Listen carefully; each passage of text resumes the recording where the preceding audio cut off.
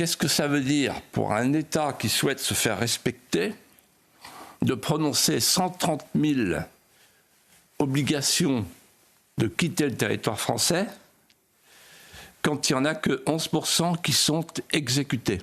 Qu'est-ce que ça veut dire, les OQTF, quand votre collègue et notre ami Louis Dragnel a recueilli la confidence du président de la République, la promesse du président de la République, il y a quelques années, et cette promesse disait: demain, l'année prochaine, il y aura 100% des OQTF qui seront exécutés.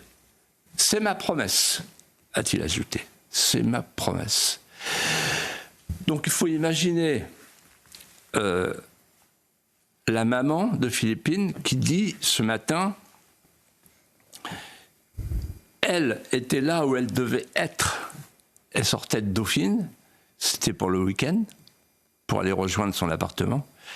Lui n'avait pas à être là où il était. Alors d'autant moins qu'il avait déjà été condamné en 2019 pour un viol dans la forêt du Val d'Oise. Donc là, il y a une défaillance politique majeure. Les hommes politiques dorment chaque nuit. Et pendant ce temps-là, il y a 130 000 OQTF qui sont des individus dangereux par définition, qui se promènent sur le territoire national.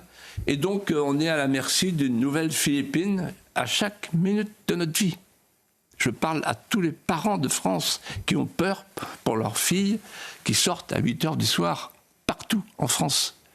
Les OQTF, 130 000. Ce sont des armes par destination.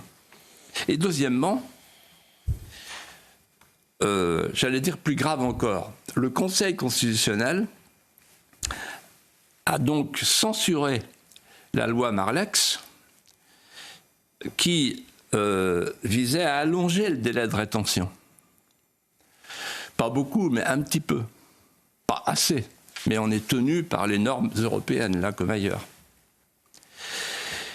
Et le Conseil constitutionnel a jugé que ça n'était pas nécessaire.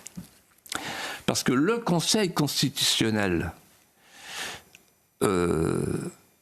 n'est plus le Conseil constitutionnel de Michel Debré, du temps où il avait pour seule vocation de vérifier la conformité des lois à la Constitution.